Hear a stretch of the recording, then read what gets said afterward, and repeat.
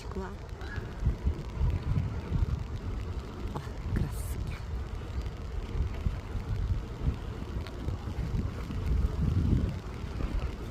И прям уже разлохматилась такая вот. Вся пушистая. Да что ж такое? И пальцы убрала, и зонт убрала.